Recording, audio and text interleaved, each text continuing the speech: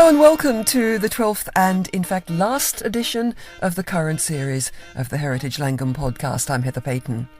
In our 12 months of podcasting, we've covered everything from DNA testing, the successful search for the identity of the effigies, as well as the unsuccessful search for the remains of the owners, a reenactment group on the Carmarthenshire hilltop, our Flemish ancestors' Scottish and Irish cousins, and much, much more. And of course, they're all still available on the website. So now, with the church about to reopen and the other parts of the project drawing to a close, we'll be catching up on what we've achieved and looking ahead to fun still to come, and hearing some more from these people.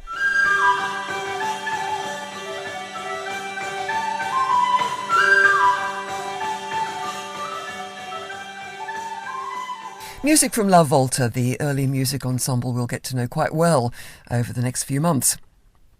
One particularly impressive achievement of Heritage Llangwm has been the tapestry telling Llangwm's story in stitches, which is due to go on show for the first time in the church on December the 10th. As you may be aware, the app accompanying it is narrated as if by Mabel the Fleming, who with her husband Hugh appears in Haverfordwest's remarkable 13th century property documents. We're asking a lot of Mabel. There'll be Welsh and Flemish versions of the app, as well as English. So how does that work? Well, in our case, we've asked two friends of the project, Christine Verica in Belgium and Llynnos Martin, a North Walian now living here in Llangwm, to translate and record the narration, which we then fitted to images of the tapestries, interviews and other visual material in the same way as we did with the English version voiced by Claire Phillips. Here's a bit of Llynnos as our Welsh Mabel.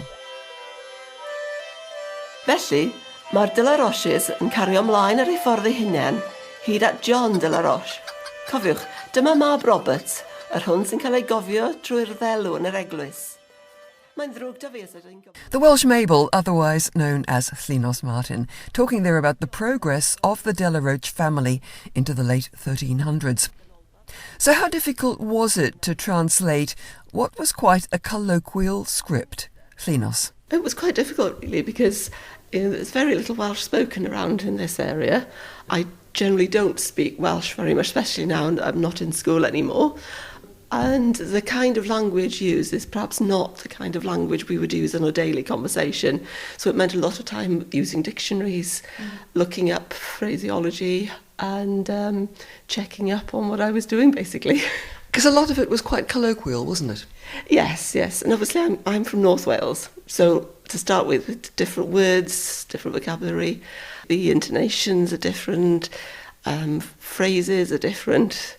We visited Llanelli years ago. I had to speak English because North and South Wales Welsh didn't match particularly well. When I speak to my brother in North Wales, I use a slightly different Welsh to when I'm talking to Welsh friends down here. There's all sorts of really fascinating research about people who are multilingual or bilingual, and it seems to have maybe a physical effect on your brain. You have to think in two languages, and it does take a little while when I go to, whether I go to visit family or friends, it takes a little while to get into the swing of speaking Welsh again. Even when I'm on the phone to my brother sometimes, and get back into the swing of speaking Welsh to him. I remember when we were recording you as Mabel, you said, well, you wouldn't actually say that in Welsh. Can you remember what some of those phrases were? I come across one of them which says, he was the top dog. Well, you wouldn't say that in Welsh. You just talk about him being perhaps the head or the pennaeth, as we do it in Welsh. And lots of little things like that, and you can't translate exactly word for word. You have to take the whole sentence or the whole paragraph virtually and swap it round so that it makes more sense. We've got three Mabels, as you know. We've got an English-speaking Mabel, we've got a Flemish-speaking Mabel, and we've got you as the Welsh-speaking Mabel. Do you think that the Welsh Mabel is different in any way from how the English one would be? I think maybe the Welsh Mabel should be fiery, very fiery. because lots of Welsh people they might be small in stature at times, but they are quite fiery. But on the other hand, I think they are also very very sympathetic and very, very quiet as well. Llynnos Martin as our Welsh Mabel, small, fiery, sympathetic. Not sure about quiet. Now, we've reported at length in the podcast about the DNA part of the project. The most exciting bit was the discovery that one Llangwm man, Norman Roach, had markers that corresponded exactly with men called Roach who were descended from our founding father Godebert, and then finding more men in Flanders who shared these same markers. Here's a reminder, starting with Winford Jones from the production company Green Bay, who made a programme on S4C television featuring our search. The one result that was surprising was Norman Roach's result. You found one of their living descendants. Fantastic. Well, incredible. It makes you feel humble in a way, really. It probably goes back to the Roman era of Egypt, where this haplogroup originates. And so probably what's happened is that one of the local individuals there has migrated from southern Egypt to Italy. And the closest linkage outside of the UK are a few individuals in Italy. Have you found any men with the same markers here in Flanders? Yes, exactly 11.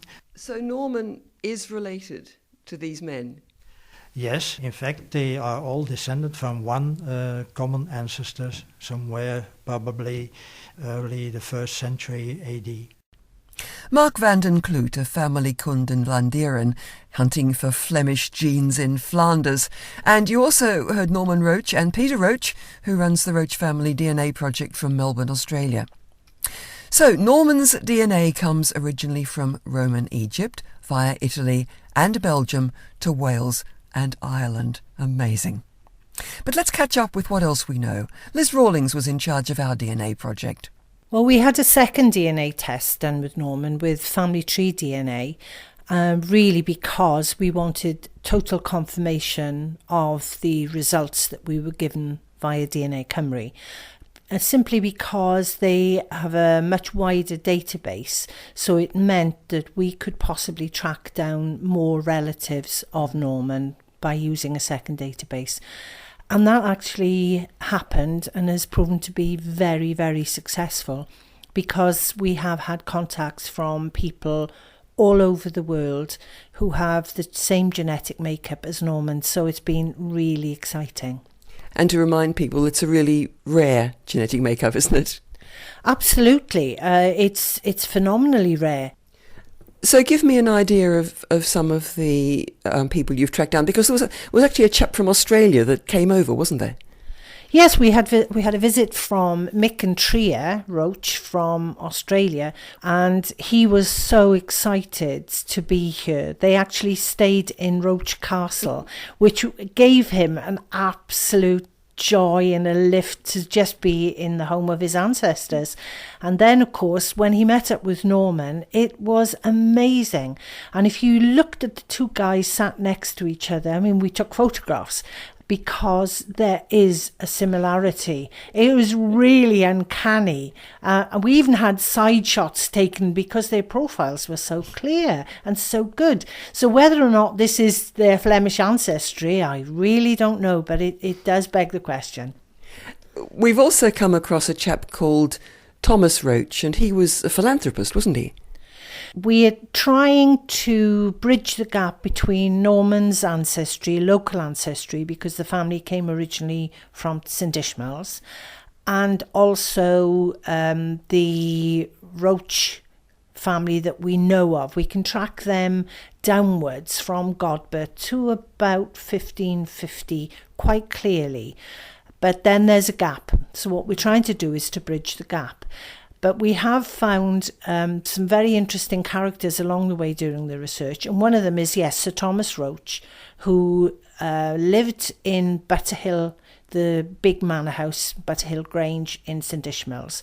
And in 1707, his will actually stated that he was leaving money for the poor children. The money actually went to churches, but they went for the poor children in Llangwm. And because Norman's details are now on this huge database, an international database, Family Tree DNA, this information is going to go on coming in, isn't it? Absolutely. I mean, we have contacts now with the Roach family all around the world. We have Peter Roach in Melbourne, who is a geneticist himself, but he is now responsible for the Roach Lineages website. We have people who are contacting us directly through Family Tree DNA. We have a lovely family in Virginia, and he's trying to persuade his wife to come over for the medieval weekend next year, and it's only going to grow. Liz Rawlings in charge of our DNA project. So what has Heritage Llangwm achieved so far? Well, it saved a medieval church building in dire need of repair, which isn't bad for a start. But what else? Pam Hunt is the project's chair. I think this community has achieved the most amazing thing. I never genuinely believed that Heritage Lottery would give us the money in the first place. And then having got that, I wasn't absolutely certain we'd get the money from everyone else, like Cadw and Garfield Weston. But it happened. What has been quite incredible is how the community has rallied around the project. I mean, we haven't wanted for volunteers. We've asked for them and they're there. And it's been absolutely great. And people who probably have never been near the church before, people who've never done archaeology before, have come in and got themselves involved with it, which is brilliant. We've saved the church building, which is quite an achievement when you think of its age. Just run through at a quick trot the other things we've done over this time. Well, we did the DNA tracing on 7 men. That revealed one man having a DNA link all the way back to Godbert the Fleming, who we believe founded this village. We did the archaeological dig at Great Nash, where we found pottery dating back to the middle of the 12th century, which also suggested to us that there were people living there probably as early as 1130, 1140. We've made a tapestry. And I mean, the hours that people put in on that, I haven't clocked up the hours yet, but a lot of hours were put in by a lot of people to get that tapestry delivered in the 9 months it's taken them to make it. It's just, and the history research, of course. I mean, you know, there was a lot we hadn't tracked down we had a rough idea of what was going on, but we didn't know the detail. And of course, Belgium revealed some more interesting facts for us. And we identified the effigies. And you know, it feels different now. You know, you look at an effigy and you know who it is. And when you know who it is, you feel actually a lot more comfortable about who it is. You know, if it's just someone from the de la Roche family, it's not the same. But we know it's Robert de la Roche and his grandmother Margaret on his father's side. It's brilliant. So what's still to come? We've done all that stuff that you mentioned there. The next thing that happens is going to be the church reopening, or rededicated and then reopening. Now that's December the 10th. Tell me roughly what that's going to be. Well, we're having a special reopening in a way to thank everyone who volunteered, which is going to be well over 100 people if they all decide to come. I don't know how we're going to get them all in. That we'll worry about that nearer the time. To thank them, and the UK representative of the Flemish government who works at the Belgian embassy is coming down to switch the tapestry on for us. Up until next spring, till after Easter, just after Easter, we'll be having invited groups coming to have a look at it. And then as of Easter in 2017, then the church will be open every day for visitors to come and see the tapestry and try out the app. I should mention the app isn't free. Churches can't charge admission, but this has cost a lot of money to develop and deliver. It's going to cost a lot of money to keep that church open and keep it in the condition it needs to be in to make it last. So it sees its millennium. It's 832 years old at the moment. We want to keep it open for another 180 years, and then it's 1,000. So what we're doing is that when you want to download the app, it'll cost you £2, and that money goes into the church account to help keep the building running. We've got the app, of course, which goes with the tapestry, but there's also, of course, a film. Yes, there is. It's called The Search for Little Flanders, and it's based on trying to find out who these people were. I mean, we know they were from Flanders, but what were medieval Flemish people like? And this film will set out to try and tell that part of the story. But it follows the community's efforts in trying to get to the bottom of the story of the Flemish settlement of South Pembrokeshire. And it's a very difficult story to unfold because, of course, there are only 3 pieces of contemporary written evidence that actually says they ever came here. Well, the other thing we ought to talk about is the music by La Volta, and we heard a bit from them earlier on. I seem to remember you recorded them in a church hall in Pembroke. Well, it was the Roman Catholic Church in Pembroke Dock, and it was actually a wonderful acoustic for that sort of medieval group. Although the building is Victorian, which is a bit modern to really perform in, but you can't go around too often and find medieval buildings with suitable acoustics. OK, well, we're certainly making good use of the recordings. We're going to hear them on the film. We'll also hear them on the app, and they'll be playing at the Tapestry launch and also at the Medieval weekend next spring, and we're going to talk about that in a moment. Should we hear a bit more of La Volta? Yeah, why not?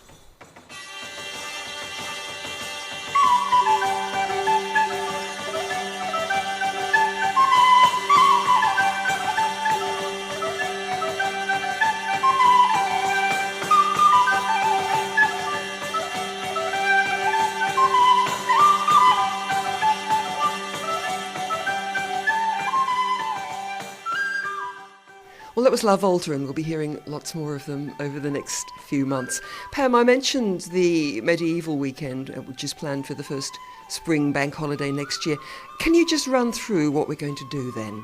Well, quite a lot. On the Saturday, the 29th of April, we are reenacting the wedding of Lady Joanna and Sir David de la Roche, who had their nuptial mass performed in St Jerome's in 1315.